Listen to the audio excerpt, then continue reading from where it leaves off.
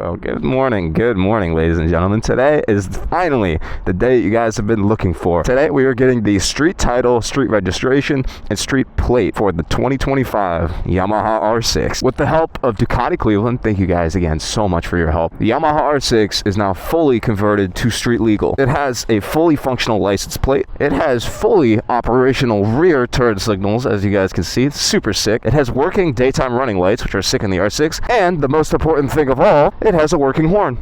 That is actually something I almost forgot to add to this bike, but I was scrolling through old videos of mine. I was rewatching some old stuff, and I got stuck at a red light when I was transporting this bike originally to Ducati Cleveland, and I got stuck behind a car with the stock exhaust. I couldn't rev it because it's like not going to hear it, and it had no horn, and so I had no way of letting the person who was clearly sitting on their phone be like, get off your phone and go at the light. And so I was just like, what the heck? And so I got a horn that's required for the street inspection for this bike, and of course that plate mount's there, so when we get the street legal title, it has a plate mount for it. I don't think there's anything left I could possibly do to this bike that it needs to get it fully street legal. I think she is fully ready and set to go. Let's get that cold start, baby, on the 2025 fully street legal R6.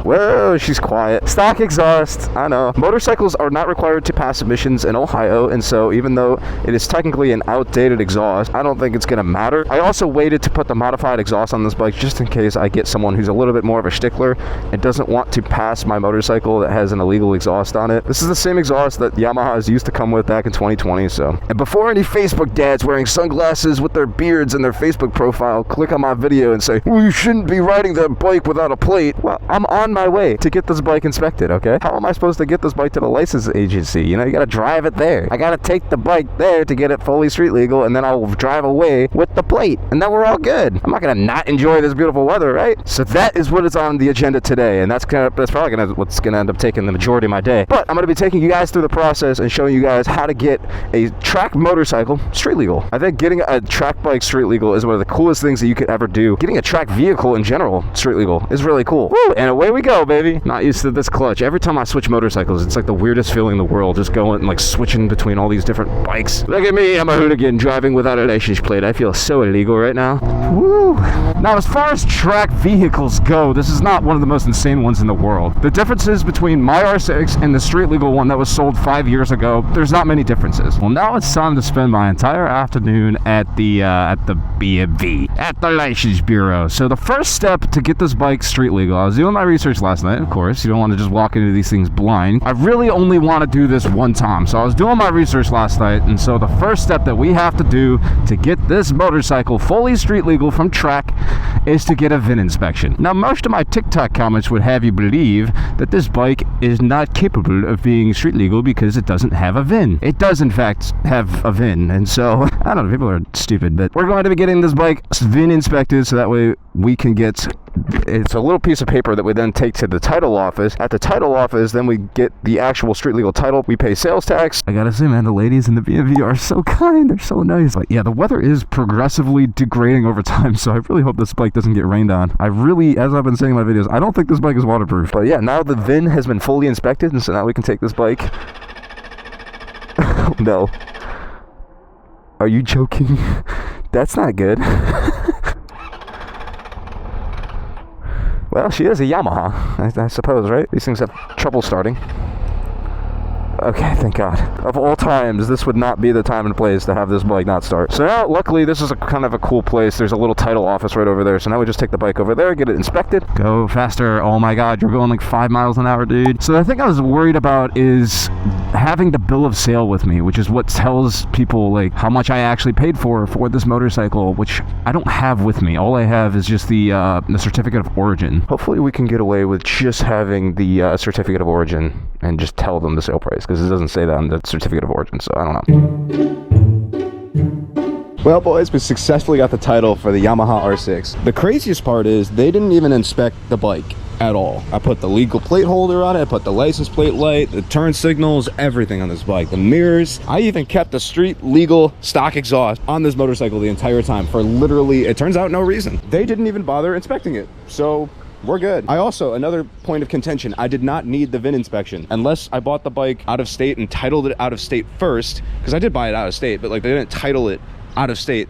I didn't need the VIN inspection. So that was another thing that I guess you should keep in mind if you're buying one of these bikes. But now, I don't know if you guys can see, all the way over there's a lot of rain. Hopefully we don't get wet. Before we go and get the actual license plates for this motorcycle, my dad was very kind and brought me Chipotle, so we gotta down that. While I was eating, there was a few little raindrops coming down. Really hope I don't get rained on, but now I know it's not really super essential for this bike to stay dry because they're not inspecting it. They don't care if the lights work. Now it'd be really annoying if one of the lights burned out, and now I'll have to get it fixed later, but in the grand scheme of getting this bike street legal, because that's really all I'm worried about right now, hopefully we can stay dry though. So we are now done at the title office. I have the title, the street legal title for the Yamaha R6. The last step that we need to do is go back to the license bureau, wait in line. Dude, you're blocking the whole entry. Oh my god, these people over here cannot drive. So now we have to go back to the license bureau and get license plates for this bike, and then she's finally fully street legal. I mean, she's kind of already street legal. She's good, but it's just interesting to know that like they don't inspect these bikes at all. So if you live in Ohio and you're planning on doing something similar to this, you don't have to get the lights. You don't have to buy any of that. They don't even check. That's crazy. I mean, if you get pulled over, like obviously you can get equipment violations, but like to be honest with you, I probably wouldn't have gone through the effort of like getting the horn, getting everything, like every meticulous little thing. Like so much time and money wasted doing all that. There's no parking. No. By the time you next see me next, I will have license plates for the track only R6. Well, boys, I have terrible news. We gave it our best shot. We really tried. And what did it get us? We got the sweet legal title, baby. Yeah.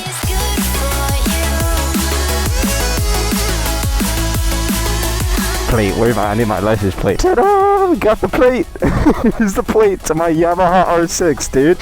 She gonna fit right on here. Da-da-da! Problem is, I don't have any bolts with me, so we're gonna have to ride this bike one more time illegally, but that's okay. So we got the plate for the 2025 Yamaha R6, dude. That is so sick. Oh, I'm such a happy little guy. I cannot wait. We're gonna make so many memories on this bike this summer, dude. The only problem is, like I said, I don't have any bolts to actually bolt the plate on here, so we're gonna go back to Ducati Cleveland because I know they will have some bolts. Yeah, it turns out I didn't need that nice legal plate. I really didn't. I really thought that I didn't need the horn. There's a lot of things on this list that I didn't need. We didn't need headlights. We didn't need the DRLs. We didn't need these nice official mirrors. We didn't need any of this stuff because they didn't inspect this motorcycle. When I took it to the title office, I was under the impression that they would inspect this vehicle, make sure it's you know, ready to go on road. But they just made me sign a little thing saying that, like, I hereby swear it has all that stuff.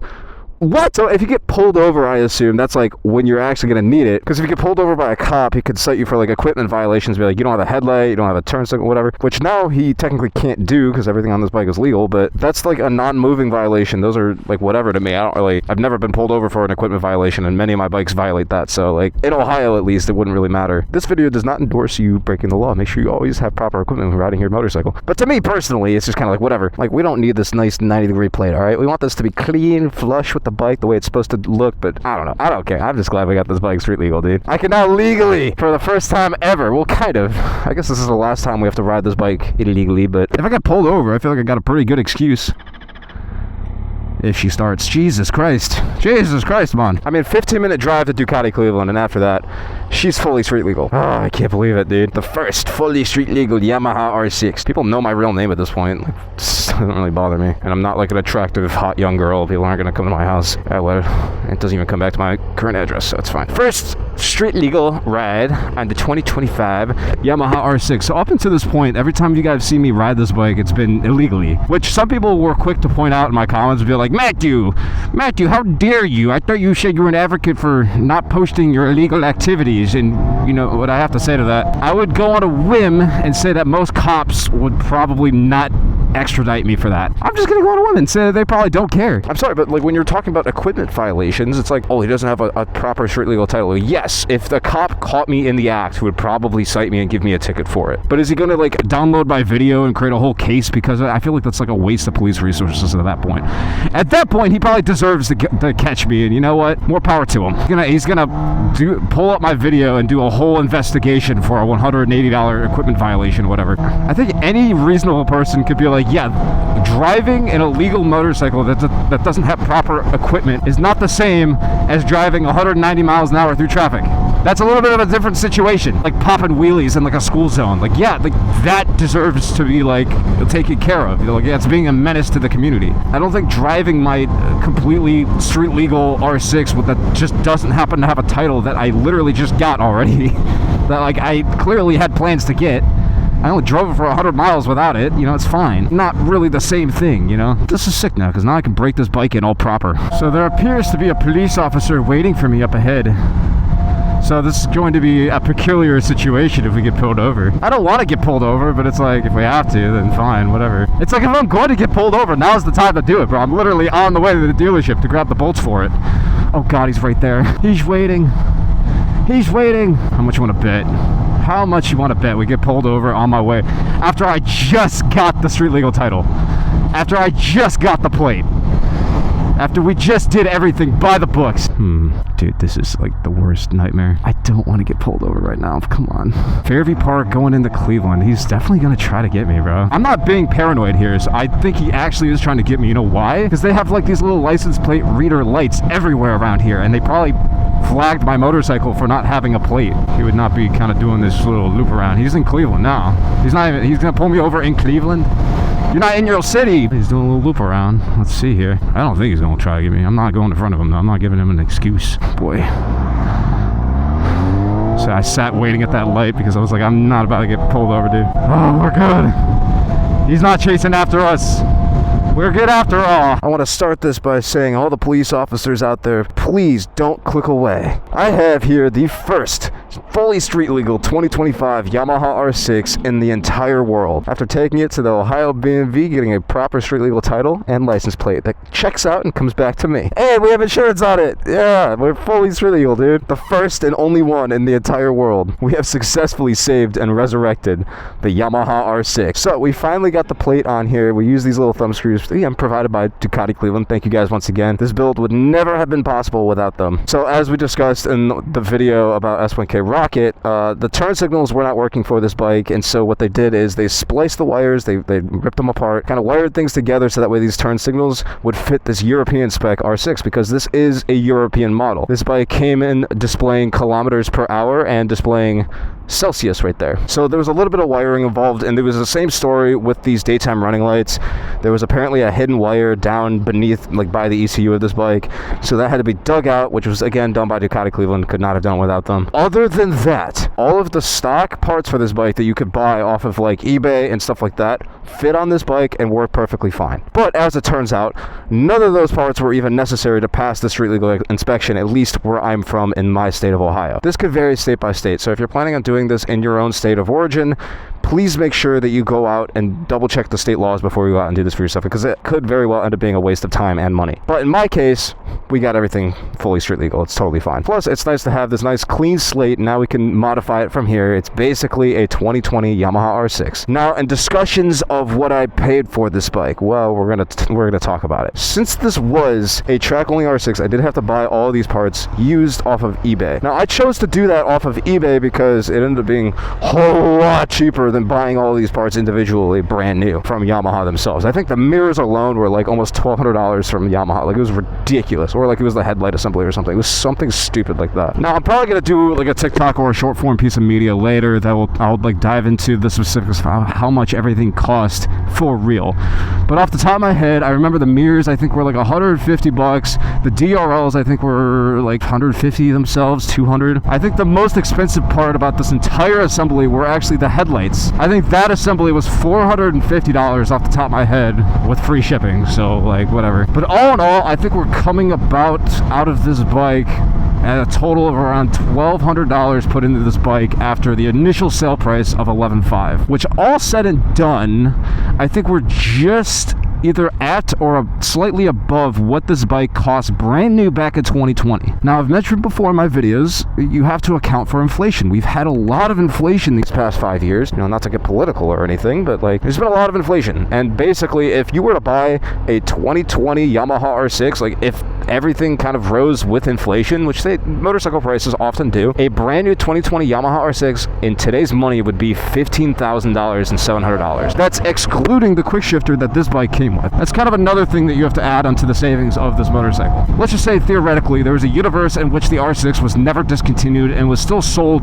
as street legal today. 2025. It would most likely cost about $15,500, whatever, give or take. This track only one, since it was only sold, I think MSRP on these are like 12,000 something. Since I got a deal on it for some reason, the dealership had like it marked down a little bit. I got it for 11.5. I got this motorcycle built and fully put together for less than what a brand new one would have cost in today's money. Now, it probably would have cost me a lot more money had I bought all brand new OEM parts from Yamaha, but like, that's stupid. All of these aftermarket parts work just as well. There would be no reason to do that other than vanity. Ohioans got 180-degree day and we're already out here riding in a t-shirt and shorts, bro. What are we doing out here? I mean, I'm sweating and hoodie, armor jeans, boots, and leather gloves, but like, dang, bro, come on. It's too early for all that. We gotta be better, homeboy. We gotta wear our gear, brother. We gotta set an example for the young kiddos. I gotta say, dude, riding this bike around gives me so much more peace of mind knowing that it's like fully street legal. I feel like I can rip this bike and it's just like, I'm legal. I'm following the law, dude. I gotta advocate for it, bro. See all these kids out here rocking their motorcycles with no plates and then they still end up stopping for the cops and then are like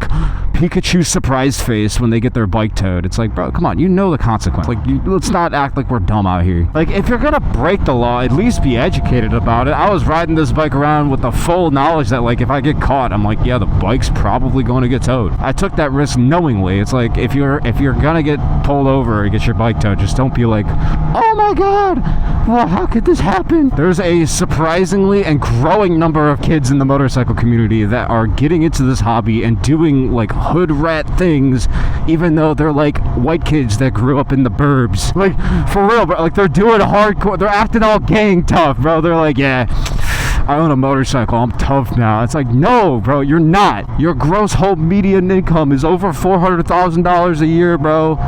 You ain't tough. You lived a nice, comfortable life. You ain't about that life. And I'm saying this while being a white kid that grew up in the burbs, bro. I know I'm not about that life. I ain't that life, bro.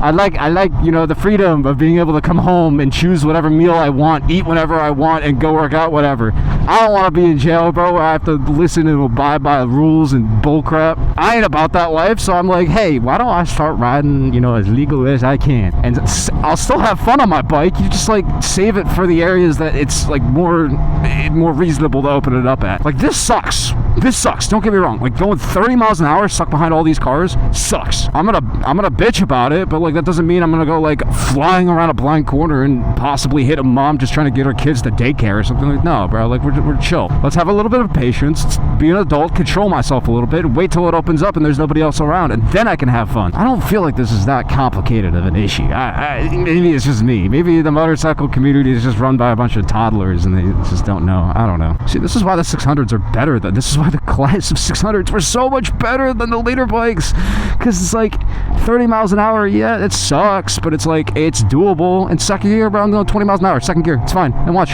30 miles an hour, third gear, it's fine. See, this is why the R6 is not the best bike of all time, but it's one of the greatest. There's separate definitions there. The best being like the best all around, like does everything perfect, like an S1K. But it's the greatest, one of the greatest, because it's so full of life and full of character. This bike is me in every which way possible, and I love it. Well, we got her home successfully. I guess all there is left to do now is to get braking miles on this thing. So currently she's at 136 miles, I think, I would assume. I don't know if it's kilometers or miles. I'm going to assume miles, but she needs 600 miles before the first service, and at the first service I'm probably going to have the full exhaust installed as well. So you guys are going to have to wait a little bit until I can excitedly ride this bike to like school or like anywhere else. She needs a little bit of work before she sounds cool, but for right now she's fully street legal, so now I can finally go get those braking miles. She's a hot girl too, like the H2. She's getting there. So I guess I'm just gonna go finish up my braking miles, and that's gonna be my whole day. See you guys in a little bit.